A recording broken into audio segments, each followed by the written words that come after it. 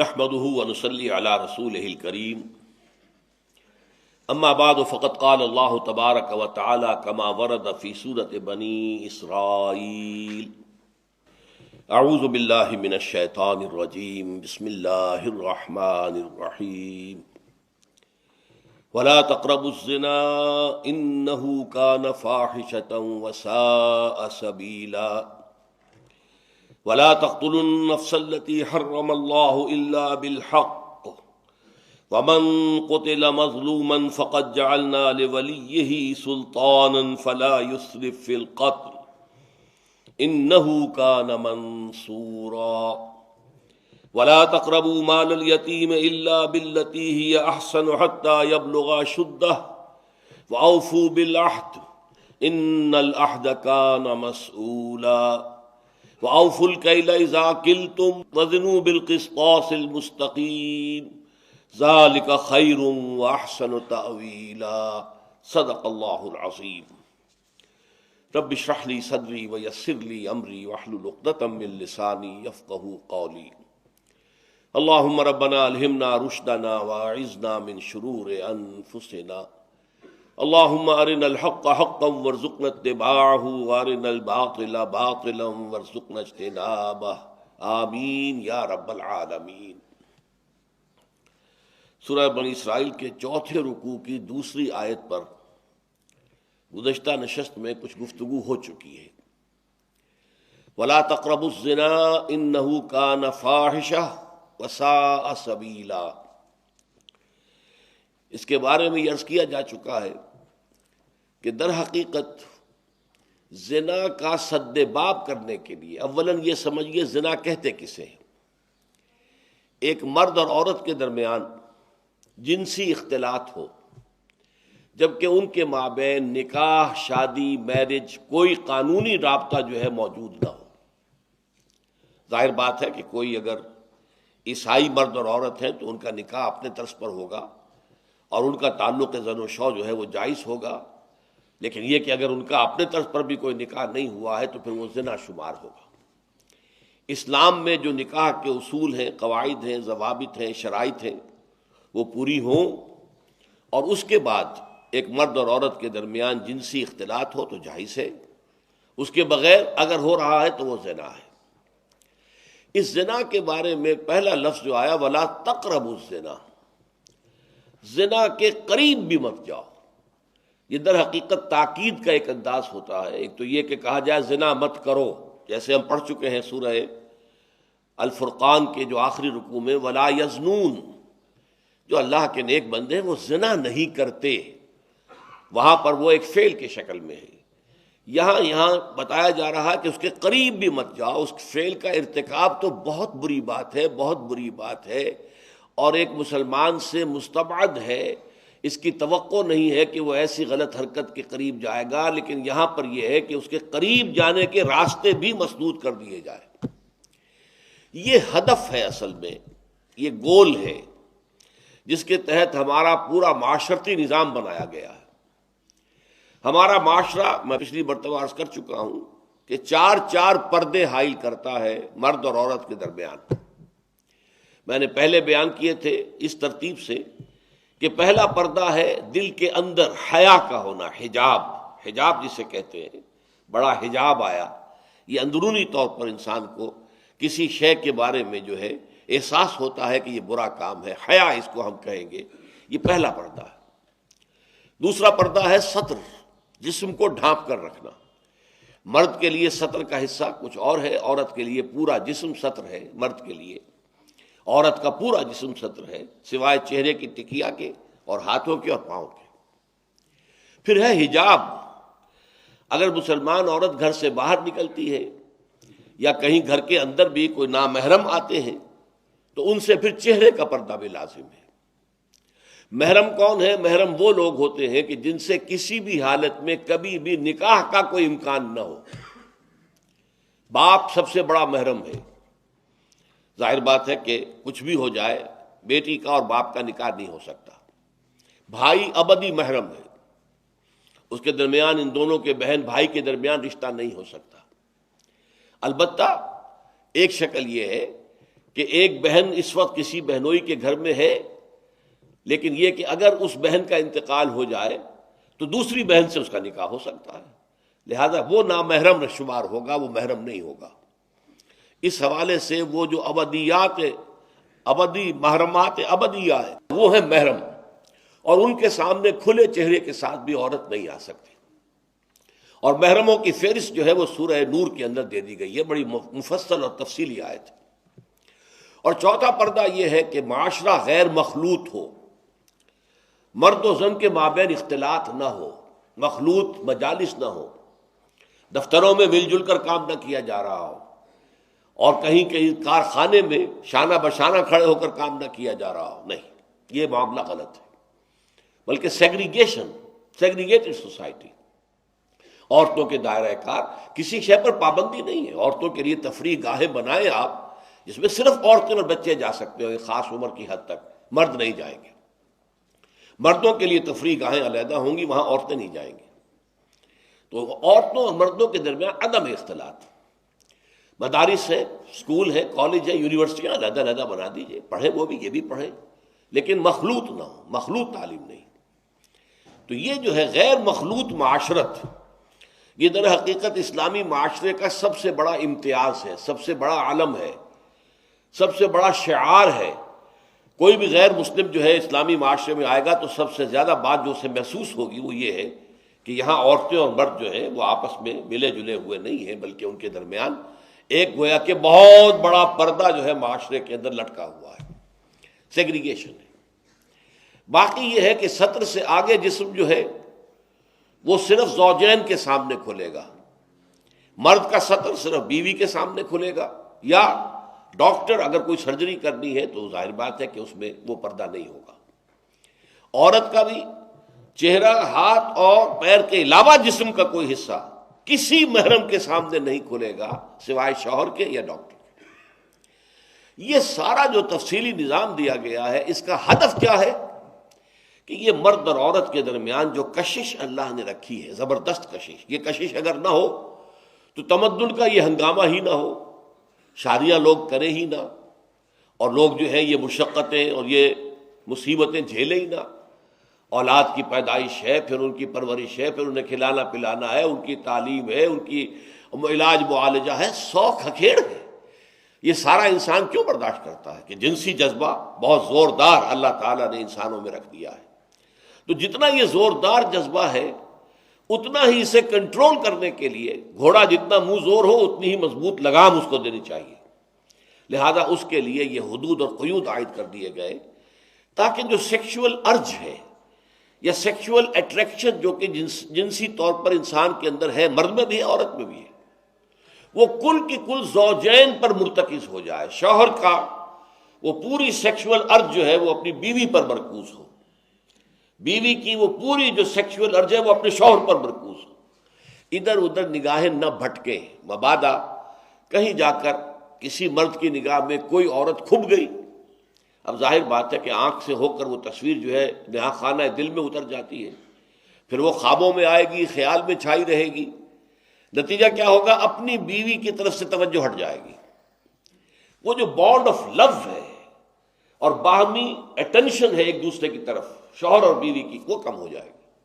اور اس کا نتیجہ کیا نکلے گا کہ خاندان کا ادارہ کمزور ہو جائے گا، جس سے کہ اسلام چاہتا ہے کہ بہت مضبوط ادارہ ہو۔ اس لیے یہ ساری قدغنیں ہیں، یہ سارے ضوابط ہیں، یہ قواعد ہیں، بلکہ اسلامی معاشرے کا جیسا کہ میں نے عرض کیا ہے یہ سب سے نمایاں وصف ہے کہ یہاں مرد و زن کا اختلاط نہیں ہے، کوئی فری انٹرمکسنگ نہیں ہے۔ وَلَا تَقْرَبُوا الزِّنَا إِنَّهُ كَانَ فَاحِشًا وَسَاءَ سَبِيلًا۔ اب زنا کے لیے دو الفاظ جو آئے، یہ بہت بڑا فحش کام ہے، یہ فحش کام جو یہ حیا کی ضد ہے، یعنی اگر انسان زنا کا ارتکاب کرتا ہے تو اس کے اندر اللہ تعالیٰ نے جو حیا کا فطری حجاب رکھا ہوا ہے وہ ختم ہو جاتا ہے۔ اور آپ کو معلوم ہے کہاوت ہے فارسی کی کہ بے حیا باش و ہر چے خواہی کن، ایک دفعہ یہ حیا کا پردہ اٹھ جائے تو پھر انسان جو چاہے کرے، پھر یہ کہ وہ بندش انٹرنل جو ایک ہے انسان کے لیے ریسٹرینٹ انٹرنل وہ ختم ہو گئی، پھر انسان چاہے جس وادی میں جائے منہ مارے، جو چاہے غلط کام کرے، تو کیونکہ انسان کی انفرادی شخصیت کے لیے والحیاء شعبۃ من الایمان، حیا جو ہے وہ ایمان کا ایک شعبہ ہے، ایمان کا حصہ ہے، ایمان کا جز ہے، ایمان کی شاخ ہے۔ یہ اگر ختم ہو گیا تو انسان کی سیرت اور کردار جو ہے وہ ساری کی ساری جو ہے پھر یوں سمجھیے کہ جیسے ایک پھوڑے کے اندر سے مواد جو ہے نکل جاتا ہے باہر، ایسے ہی وہ انسانی شخصیت میں سے وہ سیرت و کردار کا مواد نکل جائے گا۔ وَسَاءَ سَبِيلًا، اور برا راستہ ہے۔ اس میں اشارہ ہو رہا ہے اس بات کی طرف جو میں نے پہلے آپ کے سامنے بیان کر دی کہ در حقیقت جس معاشرے میں زنا کا عام چلن ہو جائے اس میں خاندانی نظام برباد ہو جاتا ہے۔ اگر عام چلن ہے معاشرے کے اندر زنا کا تو شوہر کو بیوی پر اعتماد نہیں ہوگا کہ پتہ نہیں میں جب دفتر چلا جاتا ہوں تو میرے پیچھے یہ کیا کرتی ہے، بیوی کو شوہر پر اعتماد نہیں ہوگا یہ گھر سے باہر جب جاتا تو کیا کرتا ہے مجھے کیا معلوم۔ وہ جو باہمی اعتماد کی ایک فضا ہوتی ہے، باہمی اعتماد کے ساتھ جو ہے پھر وہ ایک دوسرے کے احساسات و جذبات کا لحاظ کرنا، ایک دوسرے سے محبت و رافت اور الفت وہ ختم ہو جاتی ہے، معاشرے کے معاشرتی بندھن کمزور پڑ جاتے ہیں۔ ایسی بے اعتمادی کی فضا میں جو اولاد پروان چڑھتی ہے اس کی بھی نیگیٹو سائیکالوجی ہوگی، پازیٹیو نہیں ہوگی۔ ایک خاندان وہ ہے کہ جس میں والدین جو ہے شوہر اور بیوی کے درمیان آپس میں پورا اعتماد ہے، میوچول کانفیڈنس ہے، آپس میں محبت ہے، ایک دوسرے کے جذبات کا لحاظ اور پاس ہے، ایک دوسرے کی دلجوئی ہے۔ اس ماحول میں جو بچے پرورش پا رہے ہیں ان کی کیفیت کچھ اور ہوگی، مثبت جو ہے سیرت و کردار کی تعبیر ہوگی۔ اور جہاں معاملہ یہ ہو کہ بس ایک قانونی سا بندھن تو ہے، یہ شوہر ہے یہ بیوی ہے، بندھن ہے، باقی یہ کہ ان کے مابین کوئی گرم جوشی نہیں ہے، کوئی آپس میں محبت نہیں ہے، کوئی ایک دوسرے کے خیالات کا، ایک دوسرے کے جذبات کا پاس نہیں ہے، کچھ نہیں ہے، ایک دوسرے پر اعتماد نہیں ہے۔ یہ مجھے ایک صاحب نے بتایا تھا اور بہت صدمہ ہوا تھا ایک زمانے میں، بہت پرانی بات ہے یہ لبنان میں ایک اسلامی تنظیم بنی تھی عباد الرحمن، بڑے نیک لوگ تھے۔ ان میں سے ایک شخص سے ایک صاحب کی ملاقات ہوئی جو لبنان گئے تھے۔ اس عباد الرحمن کے اس رکن نے کہا کہ ہمارا معاشرہ اتنا خراب ہو چکا ہے کہ ہم جب اپنے گھروں سے نکل کر چلے جاتے ہیں تو ہمیں کوئی پتہ نہیں ہوتا ہماری بیویاں پیچھے کیا کرتی ہیں۔ اب آپ اندازہ کیجئے اس معاشرے کے اندر مثبت جذبات کیسے پیدا ہو جائیں گے، کیسے اس کے اندر ایک سکون اور اطمینان کی کیفیت ہوگی اس گھر کے اندر۔ لِتَسْكُنُوا إِلَيْهَا قرآن مجید نے جو بیان کیا ہے تاکہ سکون حاصل کرو، اس گھر کے اندر تو وہ سکون پیدا نہیں ہو سکتا جس معاشرے میں یہ زنا کا چلن عام ہو جائے۔ اب آگے چلیے، اسلامی معاشرے کی ایک اور اہم خصوصیت کیا ہے؟ وَلَا تَقْتُلُوا النَّفْسَ الَّتِي حَرَّمَ اللَّهُ إِلَّا بِالْحَقِّ، مت قتل کرو اس جان کو، انسانی جان کو۔ ایک تو یہ کہ آپ حیوانات ہیں، بھیڑ ہے، بکری ہے، گائے ہے، آپ اسے ذبح کر کے اس کا گوشت کھاتے ہیں، اللہ تعالیٰ نے وہ آپ کے لیے غذا کے طور پر وہ جانور پیدا کیے۔ ایک ہے انسانی جان، نفس، وَلَا تَقْتُلُوا النَّفْسَ الَّتِي حَرَّمَ اللَّهُ إِلَّا بِالْحَقِّ، ہرگز قتل نہ کرو کسی انسانی جان کو جسے اللہ نے محترم ٹھہرایا ہے۔ یہ احترام جان جہاں نہ اگر نہ ہوگا کسی معاشرے میں تو تمدن کی جڑ کٹ جائے گی۔ انسان کو جو کہا جاتا ہے گریگیریس اینیمل، یہ متمدن حیوان ہے، مل جل کر رہتا ہے شہروں میں، آبادیوں میں۔ تمدن جو ہے اس کی سرشت میں ہے، اس کی فطرت میں ہے۔ بہت سے حیوانات بھی ایسے جو مل جل کر رہتے ہیں، قبیلوں کی شکل میں رہتے ہیں، غول کے غول چلتے ہیں، لیکن انسان میں آ کر یہ تمدن کا وصف جو ہے یہ اپنے پورے عروج کو پہنچ گیا۔ لیکن اس تمدن کی بنیاد یہ ہے کہ ایک دوسرے کی جان کی اور ایک دوسرے کے مال کی پوری جو ہے وہ لحاظ رکھا جائے کہ کسی کی جان کو نقصان پہنچایا جائے نہ اس کے مال کو نقصان پہنچایا جائے، اور اس میں سب سے پہلے شے جو ہے وہ جان آتی ہے۔ یہی وجہ ہے کہ سورہ مائدہ میں ایک آیت مبارکہ میں فرمایا گیا کہ اگر کسی شخص نے ایک انسانی جان کو بھی ناحق قتل کر دیا فَكَأَنَّمَا قَتَلَ النَّاسَ جَمِيعًا، تو یہ ایسے گویا کہ اس نے تمام انسانوں کو قتل کر دیا، یعنی اس نے انسانی تمدن کی جڑ کاٹ دی۔ وَمَنْ أَحْيَاهَا فَكَأَنَّمَا أَحْيَا النَّاسَ جَمِيعًا، اور جس نے ایک انسانی جان کو بچا لیا اس نے گویا کہ تمام انسانوں کی جان کو بچا لیا۔ تو جہاں انسانی جان کا احترام ختم ہو جائے گا تمدن کی جڑ کٹ جائے گی۔ یہ اینٹی سوشل ہے ایک تحریک. اور جیسا کہ ہمارے معاشرے میں ہو رہا ہے، چھوٹی چھوٹی باتوں پر انسان کی جان لے لی جاتی ہے. چند روپوں کے لین دین کا مسئلہ ہو رہا ہے، لیکن بحث کے اندر جذبات اتنے جو ہے وہ مشتعل ہو گئے کہ قتل کر دیا. ذرا سا بچوں کا کوئی جھگڑا آپس میں ہوا ہے اور وہ جھگڑا طول کھینچ گیا، اس میں قتل در قتل معاملات ہو رہے ہیں. انسانی جان کا احترام ختم ہو چکا ہے. البتہ الا بالحق، ہاں ایسا نہیں ہے کہ انسانی جان کسی بھی صورت میں نہیں لی جا سکتی، حق کے ساتھ لی جا سکتی ہے. وہ حق کیا ہے؟ احادیث کے اندر 4 شکلیں بیان کی گئی ہیں جو قتل بالحق ہوگا. نمبر 1، قتل عمد کی سزا کے طور پر انسان کو قتل کیا جانا. جان بوجھ کر کسی نے کسی انسان کو قتل کیا ہے تو اس کے بدلے میں اس کی جان لی جائے گی. البتہ اس کے اندر اسلامی قانون کا یہ خاص جو ہے وصف ہے کہ اس نے ایک راستہ پیدا کر دیا ہے کہ اگر جو مقتول ہے اس کے ورثاء خون بہا لینے کو تیار ہو جائیں کہ اتنے لاکھ روپے ہمیں دے دیے جائیں تو ہم اس قتل کو معاف کر دیں گے، وہ قاتل کی جان بخشی ہو جائے گی اگر اتنے لاکھ روپے دے دیے جائیں. اس کا حق حاصل ہے، اس لیے کہ یہ حق جو ہے مقتول کے ورثاء کا ہے، کوئی اور نہیں کر سکتا. عدالت جو ہے مجبور نہیں کر سکتی، کوئی صدر مملکت جو ہے کسی قاتل کی سزا کو معاف نہیں کر سکتا، قطعاً نہیں. یہ ہمارے دستور میں بھی ہے اور بالکل غلط غیر اسلامی دفعہ ہے. یہ غالباً دفعہ نمبر 45 ہے ہمارے دستور میں. صدر مملکت کو حق حاصل ہے کہ قاتل پر قتل ثابت ہو چکا، اسے سیشن جج نے جو ہے سزا دے دی، ہائی کورٹ میں اپیل مسترد ہو گئی، سپریم کورٹ میں مسترد ہو گئی، پھر بھی صدر مملکت کو حق حاصل ہے کہ وہ اس کی رحم کی اپیل پر غور کرے اور چاہے تو اس کو بخش دے. اسلام میں یہ حق کسی کو حاصل نہیں. یہ حق حاصل ہے مقتول کے ورثاء کو. وہ چاہے تو بغیر کچھ پیسہ لیے معاف کر دیں، ٹھیک ہے، چاہے تو خون بہا لے کر معاف کر دیں، جان بخشی کر دیں، وہ بھی ٹھیک ہے. اور وہ چاہے کہ نہیں صاحب خون کا بدلہ خون، جان کا بدلہ جان، تو ظاہر بات ہے کہ اس صورت میں اس قاتل کو قتل کیا جائے گا. تو یہ ایک شکل ہو گئی قتل بالحق کی.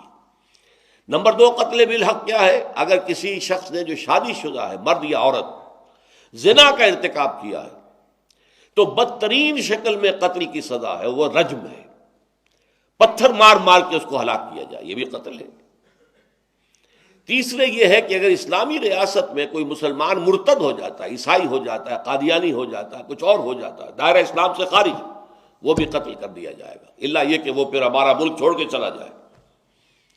اور چوتھے یہ ہے کہ جب وار ڈکلیئرڈ ہو تو حربی کافر جو ہے، وہ کافر جو اس قوم سے تعلق رکھتا ہے جس کے ساتھ ہماری جنگ جو ہے وہ اعلان شدہ ہے، ڈکلیئرڈ وار ہے، اس کافر کو قتل کیا جا سکتا ہے. یہ نہیں کہ ہر غیر مسلم کو جب چاہے آپ قتل کر دیں، نہیں.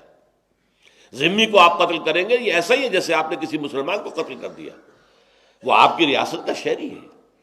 تو یہ ہے 4 شکلیں جس کے علاوہ کوئی صورت اسلام میں کسی انسان کی جان کے لینے کی نہیں ہے.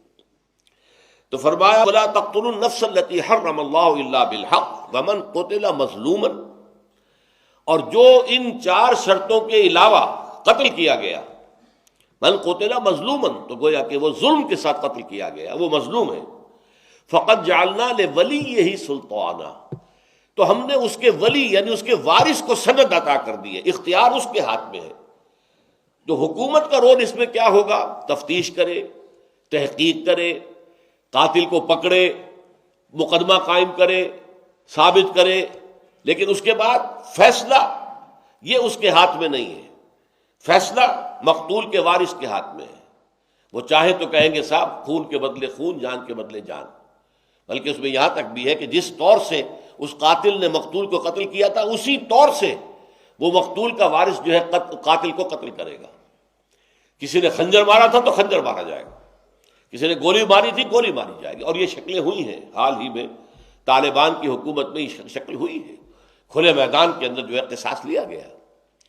اور یہ جیسا کہ میں عرض کر چکا ہوں، مقتول کے وارث کو حق ہے، وہ چاہے تو بغیر کو لیے دیے معاف کر دے، ٹھیک ہے جی ہم معاف کرتے ہیں، یا خون بہا لے لیں. اس کا فائدہ کیا ہوتا ہے کہ یہ قتل در قتل جو چلتا ہے نا، خاص طور پر قبائلی معاشرے میں، ہمارے ہاں بلوچستان وغیرہ میں اس نے اس کا قتل کیا، انہوں نے پھر اس کا قتل کر دیا، پھر قتل کا قتل ہو گیا، پھر قتل کا جوابی قتل ہو گیا. یہ سلسلہ رک جاتا ہے کہ اگر آپ نے اتنا بڑا احسان کیا کہ اس قاتل کی زندگی گویا کہ اب آپ کے ہاتھ میں تھی، آپ چاہیں تو اسے زندہ رہنے دیں، معاف کر دیں۔ آپ نے اس کو معاف کر دیا، زندہ رہنے دیا، یہ اتنا بڑا احسان ہوگا کہ معاشرے کے اندر وہ دشمنیاں جو ہوتی ہیں، جو نسل بعد نسل چلتی ہیں، اس کا سلسلہ رک جائے گا۔ تو اسلامی قانون قتل کے اندر جو ہے یہ ایک بہت بڑا حسن ہے، بہت بڑی خوبی ہے کہ اس سے وہ ایک سلسلہ آگے چلنے کی بجائے رکتا ہے۔ فلا یسرف فی القتل، لیکن یہ کہ وہ جو وارث ہے وہ بھی قتل میں زیادتی نہ کرے۔ وہ کیا ہوگا کہ وہ یہ چاہے کہ پہلے میں اس کو پوری طرح ٹارچر کروں پھر قتل کروں، نہیں، بس قتل کر دینا ہے آپ نے، ٹارچر کرنے کی اجازت نہیں ہے۔ اسی طریقے سے قتل کرنے کے بعد اس کا جسم کا مسلح کرنا، نہیں، اس کی اجازت نہیں ہے۔ یا یہ کہ آپ نے ایک وقت میں صلح بھی کر لی اور جو ہے وہ خون بہا بھی لے لیا، پھر بعد میں پھر وہ جوش جو ہے انتقام کا، وہ خون کا جوش آیا اور انہوں نے پھر قتل بھی کر دیا، یہ غلط بات ہے۔ پھر وہ قتل ناحق ہوگا اور اس کے جرم میں پھر وہ خود جو ہے جس نے قتل کیا ہے وہ خود قتل کیا جائے گا۔ فلا یسرف فی القتل انہ کان منصورا، یقیناً اس کی مدد کی جائے گی۔ یعنی اسلامی ریاست میں جو قتل کا مقدمہ ہے وہ اسٹیٹ ورسز فلاں نہیں ہے، بلکہ یہ لوگوں کے مابین قتل کا مقدمہ ہوتا ہے۔ یہ وارث مقتول کے یہ مدعی ہیں اور یہ قاتل ہے نامزد جو ثابت ہو گیا کہ قاتل ہے، ان کے درمیان مقدمہ ہے، تو راضی نامہ ان کے مابین ہوگا۔ حکومت کوئی راضی نامہ نہیں کر سکتی، راضی نامہ ہوگا قاتل اور اس کے جو ساتھی ہیں اور مقتول اس کے جو ورثاء ہیں، ان کے مابین راضی نامہ ہوگا۔ حکومت صرف مدد کرنے والا ادارہ ہے، تحقیق کرے، مقدمہ چلائے تاکہ ثابت ہو جائے وہ قانون، یہ سارا کام حکومت نے کرنا ہے۔ یہ گویا کہ وہ مدد کر رہی ہے مقتول کے ورثاء کی۔ وَلَا تَقْرَبُوا مَالَ الْيَتِيمِ إِلَّا بِالَّتِي هِيَ أَحْسَنُ، اور یتیم کے مال کے قریب بھی نہ پھٹکو۔ اب ظاہر بات ہے کہ یتیم ہو گیا ہے کوئی بچہ، آپ کا ہی بڑا بھائی فرض کیجئے فوت ہو گیا، چھوٹا بچہ وہ چھوڑ کر گیا ہے، لیکن اس کا مال بھی ہے، آپ اس کے اب گویا کہ ولی ہیں اور وہ آپ کے زیر کفالت ہے، اس کا مال جو ہے اس کو ہاتھ نہ لگانا، اس میں کہیں تصرف کرنا، اسے اپنے لیے مباح جان لینا۔ اس کے تفصیلی احکام بعد میں مدنی صورتوں میں آئے ہیں کہ اگر کوئی یتیم کا جو ولی ہے وہ چونکہ خود مفلس ہے، قلاش ہے، تو وہ یتیم کے مال میں سے کچھ کھا سکتا ہے، کیونکہ وہ اس کی حفاظت کر رہا ہے، دیکھ بھال کر رہا ہے، اس کے مال کی جو ہے حفاظت کر رہا ہے، تو اس کے سلسلے میں کچھ کھا لینا وہ اس میں جائز ہے۔ لیکن اگر وہ خود غنی ہے تو ایک پیسہ بھی اس سے نہ لیا جائے، اس کا مال علیحدہ رکھا جائے، اختلاط نہ ہو، یہ نہ ہو کہ آپس میں مال جمع کر کے اور پھر ہیلے بہانے سے وہ مال ہڑپ کر لیا جائے۔ تو اس میں بھی شدت جو ہے پیدا کرنے کے لیے لفظ تقربو، ولا تقربو مال الیتیم، دور رہو، یتیم کے مال سے دور رہو، ایٹ اے سیف ڈسٹینس۔ ولا تقربو مال الیتیم الا باللتی احسن، ہاں بہترین طریقے سے، یعنی اس کے مال کی حفاظت، اس کے مال کی بڑھوتری۔ فرض کیجئے کہ باپ جو ہے وہ 50-60 بھیڑوں بکریوں کا غلہ چھوڑ گیا ہے، تو اس غلے کی پرورش کرنا، وہ آگے بڑھے تو جتنا بھی بڑھے گا وہ یتیم ہی کا مال ہوگا، تمہارا نہیں ہوگا۔ تو اس اعتبار سے بہترین انداز میں حتیٰ یبلغ اشدہ، یہاں تک کہ وہ یتیم جو ہے وہ اپنی شدت کو پہنچ جائے، قوت کو پہنچ جائے، جوان ہو جائے، بالغ ہو جائے، عاقل ہو جائے۔ اس کا مطلب کیا؟ پھر اس کے بعد اس کے تفصیلی احکام پھر مدنی صورتوں میں آئے ہیں، سورہ نساء میں آئے ہیں۔ پھر یہ ہے کہ اس کا مال اس کے حوالے کر دو اور اس پر گواہ بھی بنا لو کہ دیکھو بھائی آج کے بعد میں بری ہو گیا، یہ یتیم تھا، اس کا یہ مال تھا جو میری تحویل میں تھا، آج میں نے یہ سارا مال اس کے حوالے کر دیا ہے، اس پر گواہی ہو جائے۔ فرمایا وَأَوْفُوا بِالْعَهْدِ، عہد کو پورا کرو، معاہدہ جہاں بھی ہو جائے۔ اب یہ جان لیجیے اچھی طریقے سے کہ معاشرے کے اندر یہ عہد جو ہے اور معاہدہ یہ کسی ایک شکل میں نہیں ہوتا۔ لین دین کی اور معاملات جو انسانی ہیں ان کی اکثر شکل کیا ہے؟ وہ عہد ہے۔ آپ نے ایک مزدور کو، معمار کو رکھا ہے، شام تک اسے کام کرنا ہے، اس کی آپ نے ایک مزدوری معین کی ہے، یہ ایک معاہدہ ہے آپ کا۔ اب اگر وہ معمار کام نہیں کرتا، کام چوری کرتا ہے کہ اگر تو کوئی دیکھ رہا ہے تو کام کر رہا ہے، نہیں دیکھ رہا ہے تو وہ آرام سے بیٹھ گیا ہے، تو یہ در حقیقت اس کے اندر خیانت کر رہا ہے۔ اس کے اندر امانت داری کا مسئلہ کیا ہوگا؟ عہد پورا کرنا ہوگا کہ وہ اپنے پورے جی لگا کر، پوری توجہ کے ساتھ، پورے اہتمام کے ساتھ کام کرے، تب اس کے لیے شام کو جو مزدوری ہے اس کی، وہ اس کا استعمال، اس کا حاصل کرنا، اس کا لینا جائز ہوگا، ورنہ نہیں۔ اسی طرح امپلائر امپلائی، لوگ محکموں کے اندر ملازم ہیں، سرکاری ملازم ہیں، پرائیویٹ کمپنیوں میں ملازم ہیں، ریمونریشنز طے ہیں، ان کے یہ حقوق ہیں، ان کو یہ کچھ ملے گا، تو اب اس کے اندر بھی ایک معاہدہ ہے۔ شادی بھی ایک سوشل کانٹریکٹ ہے، ایک عورت اور ایک مرد کے درمیان۔ عورت کے حقوق ہیں وہ مرد کو ادا کرنے ہوں گے، مرد کے حقوق ہیں وہ عورت کو ادا کرنے ہوں گے۔ تو یہ اوفو بالعہد جو ہے، یہ میں اس سے پہلے جو دوسرا درس تھا ہمارے منتخب نصاب کا، اس میں آیا بر میں بھی آیا ہے، والموفون بعہدہم اذا عاہدوا، اور اپنے عہد کو نبھانے والے، پورا کرنے والے، جبکہ وہ باہم ایک معاہدہ کر لیں۔ تو یہ بھی انسانی معاشرے کا، اسلامی معاشرے کا ایک اہم وصف ہے کہ اس میں وعدہ کر لیا جائے تو اس کو پورا کیا جائے۔ ان العہد کان مسئولا، اور دیکھو عہد کے بارے میں تم مسئول ہوگے، عہد مسئول ہے، یعنی اس کے بارے میں سوال کیا جائے گا۔ تم نے فلاں عہد کیا تھا، پورا کیوں نہیں کیا؟ تم نے فلاں وعدہ کیا تھا، پورا کیوں نہیں کیا؟ ان العہد کان مسئولا۔ اور ظاہر بات ہے کہ بندہ مسلم کے لیے، بندہ مومن کے لیے سب سے بڑی بات یہ ہے کہ مجھے اللہ کے ہاں جواب دہی کرنی ہے۔ تو یہ نہ سمجھو کہ یہ معاملہ تو میرے اور اس بندے کے درمیان تھا، اس سے اللہ سے کیا تعلق، نہیں۔ در حقیقت جب تم معاہدہ کر رہے ہوتے ہو تو اللہ گواہ کے طور پر موجود ہوتا ہے۔ اللہ شہید بیننا و بینکم، اللہ گواہ ہے ہمارے اور تمہارے مابین۔ تو اللہ تعالیٰ جو ہے پھر مواخذہ کرے گا، پوچھے گا تم نے وہ عہد جو ہے پورا کیوں نہیں کیا۔ وَأَوْفُوا الْكَيْلَ إِذَا كِلْتُمْ، یہ مالی معاملات میں اب آ گیا۔ یہ کہتے ہیں ماپ کر دینا، جو بیع و شرع ہے، بعض چیزیں وہ ہے جو ناپ کر دی جاتی، کپڑا ناپ کر دیا جا رہا ہے، 2 گز ہے، 4 گز ہے، 8 گز ہے، یہ ناپا جا رہا ہے۔ یا بعض اوقات ہوتا ہے کہ گندم بھی جو ہے کسی پیمانے کے، ساع وغیرہ جو ہے یہ پیمانے ہیں، یہ وزن نہیں ہے۔ تو اگر تم ناپ کر کوئی شے دے رہے ہو، وَأَوْفُوا الْكَيْلَ إِذَا كِلْتُمْ، تو پیمانے کو پورا پورا بھرو، اس میں کوئی کمی نہ کرو۔ وَزِنُوا بِالْقِسْطَاسِ الْمُسْتَقِيمِ، اور اگر تول کر دے رہے ہو تو سیدھی ڈنڈی کے ساتھ تولو، اس میں کوئی ڈنڈی نہ مارو، کوئی کمی نہ کرو۔ وَلَا تَبْخَسُوا النَّاسَ أَشْيَاءَهُمْ، لوگوں کو ان کی چیزوں سے، ان کے مال سے محروم نہ کرو۔ اب یہ ہے دیانت، لین دین میں، خرید و فروخت میں، یہ معاملات انسانی کا اہم باب ہے۔ تو اسلامی معاشرے کے احکام کے اندر یہ بھی بنیادی اہمیت کے حامل احکام ہیں۔ وَأَوْفُوا الْكَيْلَ إِذَا كِلْتُمْ وَزِنُوا بِالْقِسْطَاسِ الْمُسْتَقِيمِ ذَلِكَ خَيْرٌ وَأَحْسَنُ تَأْوِيلًا، یہی طرز عمل بہتر بھی ہے، تمہارے لیے بہتر ہے۔ ورنہ واقعہ یہ ہے کہ قرآن مجید میں ایک سورت جو ہے مکی صورتوں میں سے، وَيْلٌ لِّلْمُطَفِّفِينَ، ہلاکت ہے، بربادی ہے کمی اور ناپنے میں، تول میں کمی کرنے والوں کے لیے۔ متففین، اور ظاہر بات ہے کتنی کمی آپ کر لیں گے، ذرا ڈنڈی ماریں گے تو وہ 16 چٹانک کی بجائے 15.5 چٹانک دے دیں گے، 15 چٹانک دے دیں گے، آپ نے آدھی چٹانک بچایا نا، کیا بچایا؟ لیکن اس آدھی چٹانک میں آپ کا ایمان ضائع ہو گیا، ثابت ہو گیا کہ آپ کے اندر ایمان نہیں ہے، آپ کو یقین نہیں ہے کہ اللہ دیکھ رہا ہے، آپ کے گاہک نے نہیں دیکھا ہے کہ آپ کے ہاتھ کی یہ جنبش ہو گئی ڈنڈی مارنے کی، اللہ نے تو دیکھا ہے نا۔ وَيْلٌ لِّلْمُطَفِّفِينَ الَّذِينَ إِذَا اكْتَالُوا عَلَى النَّاسِ يَسْتَوْفُونَ، جب وہ ناپ کر لیتے ہیں تو پورا پورا لیتے ہیں۔ وَإِذَا كَالُوهُمْ أَوْ وَزَنُوهُمْ يُخْسِرُونَ، جب ناپ کر یا وزن کر کے دیتے ہیں تو کمی کر دیتے ہیں۔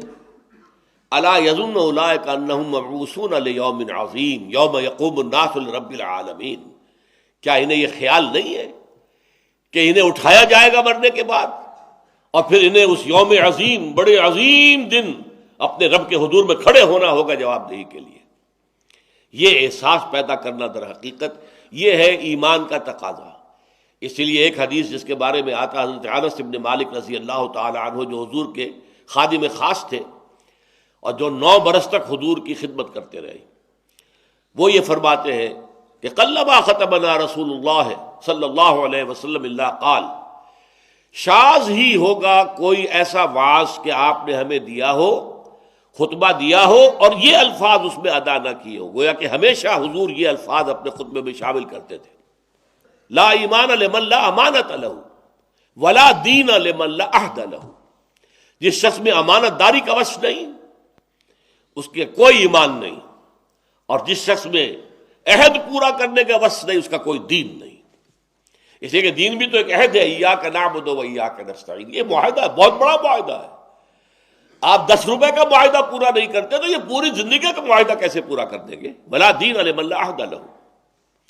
تو ذالک خیر واحسن تاویلا، نتیجے کے اعتبار سے بہترین یہی ہے۔ تم ڈنڈی مارو گے برکت ختم ہو جائے گی، تم جھوٹ بولو گے، ایک حدیث میں آتا ہے کہ قسم کھانے سے مال تو بک جاتا ہے لیکن برکت ختم ہو جاتی ہے۔ سیدھی سیدھی بات ہے، یہ مال ہے، یہ قیمت ہے، آپ کو پسند ہے لے لیجیے ورنہ نہیں۔ خدا کی قسم اور فلاں یہ ہے اور یہ ہے، میں نے تو اتنے میں لیا ہے اور یہ کیا، اس میں جھوٹ شامل کر رہے ہیں، کیا فائدہ؟ اس سے ہو سکتا ہے کوئی شخص متاثر ہو کر مال تو آپ کا خرید لے لیکن برکت ختم ہو جائے۔ تو وَأَوْفُوا الْكَيْلَ إِذَا كِلْتُمْ وَزِنُوا بِالْقِسْطَاسِ الْمُسْتَقِيمِ ذَلِكَ خَيْرٌ وَأَحْسَنُ تَأْوِيلًا۔ بارک اللہ لی ولکم فی القرآن العظیم ونفعنی وإیاکم بالآیات والذکر الحکیم۔